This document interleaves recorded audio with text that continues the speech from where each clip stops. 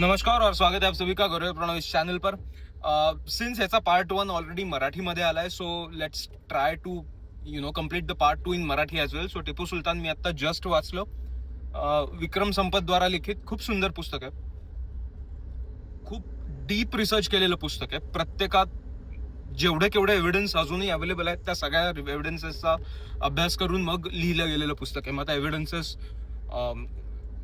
Museum पॅरिसमध्ये असो, museum लंडनमध्ये असो किंवा लायब्ररी लंडन, पॅरिस, इंडिया, त्यांनी शेवटी जे एक्नॉलेजमेंट्स दिले त्याच्यात सगळ्यांचं नाव सुद्धा मेन्शन केलं, कोणाकोणाकडनं किती हेल्प घेतली किंवा कोणत्या म्युझियमकडनं किती हेल्प आली आणि त्याची हिस्ट्री काय. टिपू सुलतान हे पुस्तक टू बी व्हेरी फ्रँक 3 पार्ट्समध्ये आपण डिवाइड करू शकतो. पहिला पार्ट आहे वोडेयार फॅमिली आणि त्यावेळेसचं त्यांचं राज्य कसं होतं, इंटरनल पॉलिटिक्स काय होतं, त्यातनं हैदर अली वरती कसा आला. From the smallest of position as a soldier तो पुढे हेड ऑफ आर्मी कसा झाला किंवा to very frank head of kingdom actually. पण त्यांनी स्वतःला कधी ॲज अ किंग किंवा राजा म्हणून समोर आणलं नाही. त्यांनी वोडेयार फॅमिलीचं कोणी रिप्रेझेंटेटिव्ह नेहमी सिंहासनावर ठेवलं आणि आपापलं काम करत राहिला. अँड देन केम टिपू सुलतान.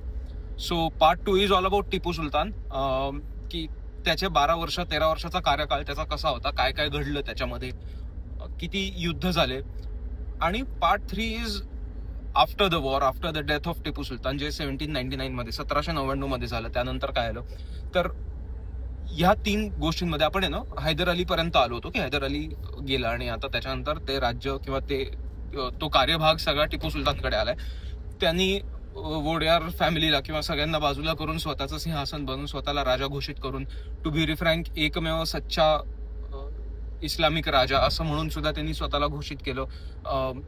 आधीपर्यंत असं होतं की जे कोणी राजे होते किंवा जे कोणी मुस्लिम राजे होते ते मुघलांना बघायचे, त्यांच्याकडे बघायचे किंवा त्यांच्याकडनं अप्रुव्हल मागायचे की तुम्ही आम्हाला अप्रुव्हल द्या की आम्ही इथले राजा आहोत, हम दख्खन के राजा आहे, हम मैसूर के राजा आहे, then we can establish our self. त्याच्यानंतर आम्ही स्वतःला समोर प्रमोट करू शकतो ॲज अ किंग.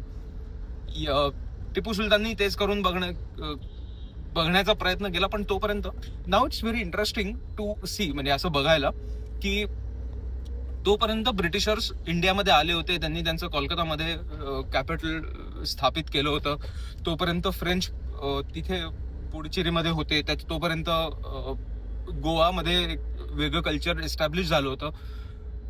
आणि Maratha is the only power left who can go against Britishers, not even मुघल्स.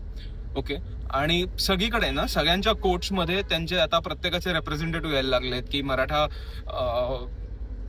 तेव्हा पुण्यातनं कंट्रोल होत होतं, तर मग पेशव्यांकडे यांचे ब्रिटिशर्सचे, मैसूरचे प्रत्येकाचे एक वकील तिकडे रिप्रेझेंटेटिव्ह म्हणून आहेत, तिथे राहत आहेत, रेसिडेन्शियल रिप्रेझेंटेटिव्ह आहेत असं वगैरे. हा खूप कमाल किस्सा जे काही त्यावेळेस होतं ना ते खूप कमाल यांनी एक्सप्लेन केलं ह्याच्यात. आणि आपल्याला इमॅजिन होऊ शकतं की पॉलिटिकली कसा खेळ खेळला जात असेल त्यावेळेस. खूप सुंदर केले ते. आणि त्याच्यानंतर 3 अँग्लो मैसूर वॉर झाले. पहिलं हैदर अली सोबत झालं आणि बाकीचे 2 झाले ते टिपू सुलतान सोबत झाले.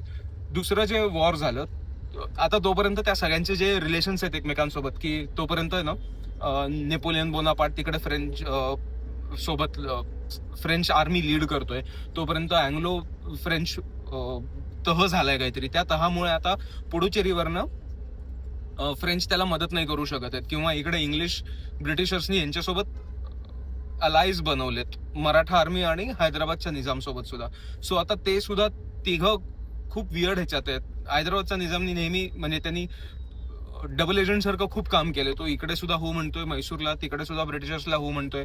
मराठ्यांचा त्याच्यावर डोळाच आहे, त्याला कधी एकदा त्याचं राज्य घेऊ असं झालंय. आता अलायज झाले तर ते दोघं एकमेकांवर हल्ला नाही करू शकत आहेत. किंवा मराठ्यांमध्ये पेशव्यांमध्ये नंतर तोपर्यंत इतके कॉन्स्पिरसीज व्हायला लागले होते, इतके सिव्हिल वॉर सारख्या टाइम्स अशा वेळी यायला लागल्या होत्या त्यांच्याकडे की आता ते त्यांचा फोकस खूपसा मैसूरकडनं हटत होता. नाही तर तोपर्यंत दे वर सो फोकस्ड ऑन इट की जर तसंच मराठी सल्तनत, मराठी रियासत तशीच राहिली असती तर प्रॉबेबली मैसूर खूप आधीच मराठ्यांचा भाग झाला असता. पण तसं होत नाही आणि नंतर ब्रिटिशर्स येतात. आता यांचे झालेत फ्रेंच आणि ब्रिटिशर्सचे, किंवा मराठ्यांचे आणि यांचे जे अलाईज झाले त्यात सुद्धा मराठा आर्मीला एवढं सपोर्ट नाही करायचं, कारण की ब्रिटिशर्सचा तोपर्यंत हिंदुस्थानमध्ये इन जनरल इंडियन सबकॉन्टिनेंटमध्ये खूप वर्चस्व वाढायला लागलंय. नाव त्यांची इच्छा आहे की हे म्हैसूर ब्रिटिश म्हणजे अँग्लो म्हैसूर वॉर चालत राहावं, सो दॅट ब्रिटिशर सुद्धा थोडे वीक होतील, कारण की त्यांची पॉवर जास्त वाढली तर ते परत डायरेक्ट कॉन्फ्लिक्टिंग विथ मराठा ना, तोपर्यंत सर्वात मोठी पॉवर तेच आहेत. मग नंतर ब्रिटिश मधले इंटरनल पॉलिटिक्स ह्याच्यात आहे ना, सर्वात महत्वाची गोष्ट मला अशी जाणवली की तोपर्यंत इंडियन सब कॉन्टिनेंटमध्ये जे कोणी राजे महाराजे किंवा उच्च पदस्थ लोक होते, युजली आयदर तो उच्च पदस्थ व्यक्ती मरेपर्यंत दुसरं कोणी नियुक्त केलं गेलं नव्हतं, किंवा तो माणूस असल्यानंतर तो हयातीत असेपर्यंत तो माणूस काम करतोय, त्याच्यानंतर त्याचा मुलगा काम करतोय, अशी व्यवस्था होती युजली. आणि जे ब्रिटिशर्स आले ते लिटरली 3-3 वर्षानंतरच्या पोस्टिंगला येतात. म्हणजे तुमचा कोणी गव्हर्नर असो, कोणी मेजर जनरल असो, कोणी लीड ऑफ आर्मी असो, त्याची पण 3 वर्षानंतर पोस्टिंग होती मैसूरवरनं दुसरी कुठे, म्हणजे मैसूर नाही, खाली त्यांचं चेन्नई होतं, म्हणजे मद्रास होतं. मद्रास, बॉम्बे आणि कलकत्ता इथे 3 ठिकाणी मग त्यांचे खूप जास्त कम्युनिकेशन चालू आहेत. कोचीमध्ये कम्युनिकेशन चालू आहेत. तो कोची आणि मालाबारचा सगळा पट्टा टिपू सुलतानचाच होता.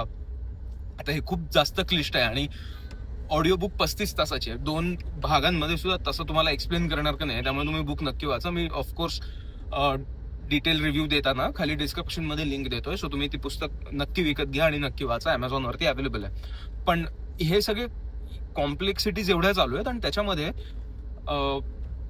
आता सर्वात महत्वाचा आणि खूप कॉन्फ्लिक्टिंग पार्ट म्हणजे ज्याच्यामुळे विक्रम संपत म्हणतो की त्यांना खूप अग्रेशन सहन करावं लागलं लोकांचं, की जे त्यांनी नंतर एक्सप्लेन करून ठेवलंय. आणि त्या अख्ख्या स्टोरीमध्ये एक्सप्लेन होतं, आपल्याला दिसतं, विथ प्रूफ दिसतं. आणि ज्या ज्या लोकांनी आखो देखी त्यांनी डिटेल्स मार्क करून ठेवलेत, लिहून ठेवलेत, त्यांचे पण डिटेल्स त्यांनी दिलेले आहेत. हैदर अली किंवा टिपू सुलतान हे काही असे सर्व धर्म समभावाले राजे नव्हतेच, हे तर कन्फर्म आहे. त्याच्यात त्यांनी प्रूफ मध्ये सांगितलंय. आणि तो म्हणतोय की हैदर अलीला माहिती होतं की हिशोब कसा ठेवायचा, व्यवहार कसा करायचा आहे, आणि मी दुसऱ्या कोणाच्या राजाच्या छत्रछायाखाली मी हे सगळं करतोय असं म्हणल्यावरती त्याला जास्त विरोध नव्हता कोणत्या बाबतीत, त्यामुळे त्यांनी तसं केलं. जिथे कल्चरली किंवा जिथे व्यावहारिक दृष्ट्या काही ताप होत असेल, त्या तापामध्ये, त्या त्रासामध्ये त्यांनी ज्यांना त्रास झालाय त्यांची बाजू घेतली आहे. मग ते कोणत्याही धर्माचे असो, हिंदू असले तर त्यांनी हिंदूची पण सुद्धा बाजू घेतली आहे. आणि कारण की त्याला माहिती होतं की this is how a society and system will work, तसाच रेव्हेन्यू येईल. पण हे टिपू सुलतानच्या बाबतीत झालं नाही. टिपू सुलताननी खूप जास्त कन्व्हर्जन्स केले, मंदिरं तोडले आणि बाकी सगळंही केलं, ज्याचा रेकॉर्डेड हिशोब किंवा जे रेकॉर्डेड पॅराग्राफ जे होते त्यावेळेस ते त्यांनी या पुस्तकात ऍड करून वाचून दाखवलेत. प्रश्न येतो की पोस्ट इंडिपेंडन्स लोकांनी तोच एक मुद्दा उचलला की टिपू सुलतान इंग्रजांविरुद्ध लढला 1799 मध्ये, म्हणजे 1857च्याही खूप आधीपासून. आणि हा मुद्दा घेऊन मग नंतर आणि मग त्याच्याच मुलांना जे 7 आणि 8 वर्षाचे होते, सेकंड अँग्लो म्हैसूर वॉर मध्ये त्यांनी होस्टेज म्हणून घेतलं होतं ब्रिटिशर्सनी, आणि त्याचा गाजावाजा करून मग त्याला ऍज अ फ्रीडम फायटर म्हणून प्रोमोट केलं गेलं आणि खरा इतिहास दाबला गेला, असं शेवटी या पुस्तकात क्लेम केलं गेलंय. आता मी दोन्ही वेळेस नव्हतो ना, टिपू सुलतानच्या वेळेस मी जिवंत होतो ना, पोस्ट इंडिपेंडन्स मी जिवंत होतो, ज्या काळात हे सगळं झालं असं त्यांचं म्हणणं आहे. सो जे जगलेत त्यांना माहिती आहे. आपण पुस्तक वाचतोय आणि पुस्तकाचा रिव्ह्यू देतोय. So it's nice to see की हिस्ट्री नेमकी काय होती आणि कशी दाखवली सुद्धा गेली, विच इज फाईन. ह्या सगळ्यामध्ये टिपू सुलतानचा अंत थर्ड अँग्लो म्हैसूर वॉर मध्ये आला, जो की खूप डिसाइडिंग होता. तोपर्यंत सगळे सेकंड वॉरच्या वेळेस काय आलं, त्यांना तह करावा लागला तर टिपू सुलतानची अर्धी सत्ता किंवा अर्ध राज्य इंग्रजांनी घेऊन ठेवलं. त्यातले छोटे छोटे भाग मराठ्यांना आणि छोटा छोटा भाग हैदराबादवाल्यांना दिले. हैदराबादला तरी सुद्धा जास्त दिलं आणि मराठ्यांना खूप कमी दिलं, कारण त्यांना कळालं होतं की मराठे इंटेन्शनली अलाईज असून सुद्धा सैन्य पाठवत नाहीत किंवा मदत करत नाहीत. आणि टिपू सुलतानला पूर्ण मारायची इच्छा असूनही त्यांनी तसं काही केलं नाही सेकंड म्हणजे अँग्लो म्हैसूर वॉरच्या वेळेस, कारण की इट वॉज एव्हिडंट की पूर्ण मारल्यावर त्याचा तसा उपयोग होणार नाही. पण ते जर अर्ध जिवंत ठेवलं तर तो आता एक्सपांडही होऊ शकत नाही याच्याहून, आणि तो संपूर्ण नष्ट पण नाही झाला. हे जास्त प्रेफरेबल वाटलं त्यांना सेकंडच्या वेळेस. बट बाय द टाइममध्ये जे 7-8 वर्ष गेले, त्यांनी एव्हिडन्सेस गोळा करत राहिले ते, की तोपर्यंत मग टिपू सुलतान अजून अग्रेसिव्ह झाला, अजून एक्स्ट्रीमिस्ट झाला, की सगळ्यांना तो नियोते पाठवायला लागला की तुम्ही इकडे या.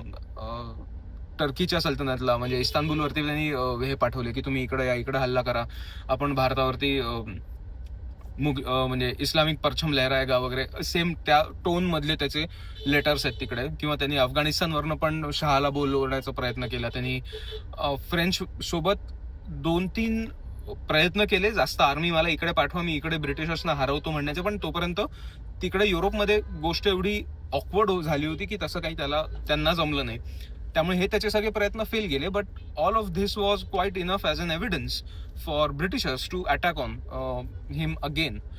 त्यावेळेसही सुद्धा त्यांनी असं त्यांच्याशी गोड बोलतोय पण मग हल्ले करतोय असंही झालं. नंतर मग त्याला कळालं की तोपर्यंत त्याला कळालंही होतं की तो हरणार आहे, पण त्याच्या आजूबाजूला जे गोड बोलणारे लोक होते ना, त्या लोकांनी त्याला फार हे करून ठेवलं, मॅन्युप्युलेट करून ठेवलं आणि काहीच करता येईना त्याला पुढे. त्याला असं वाटायला लागलं की अरे नाही, आपण खूप सेफ आहे. आणि त्याच्यात तो शेवटी लिटरली फोर्टमध्ये घुसून लोकांनी ब्रिटिशर्सने त्याला मारला आणि this was his end. So book खूप इंटरेस्टिंग आहे, इंट्रिगिंग आहे. तुम्ही इन्व्हॉल्व्ह होता त्याच्यात, तुम्हाला ती कथा खूप आवडते, तुम्ही ते सोडून फार जाऊ शकत नाही. एकदा तुम्ही वाचायला घेतलं की तुमच्या डोक्यात ती कथा घोळत राहते. आणि ते जसं एक्सप्लेन केले ते खूप सुंदर आहे. So I will recommend you guys to read this book. मी 4 स्टार देईन त्याला. सुंदर पुस्तक आहे. आणि खरं तर माझ्याकडे 1 स्टार कापण्याचे काही कारण नाही, but the very fact that it's quite lengthy, या एका गोष्टीसाठी ज्यांना छोटं पुस्तक वाचायची सवय असेल असं गृहीत धरून आपण याला 4 स्टार देऊ. खूप सुंदर पुस्तक आहे. तुम्ही वाचा, मला सांगा तुम्हाला कसं वाटलं. अजून कोणत्या पुस्तकाचा बुक रिव्ह्यू हवा असेल तर मला नक्की कळवा आणि आपण भेटत राहूया. Bye bye.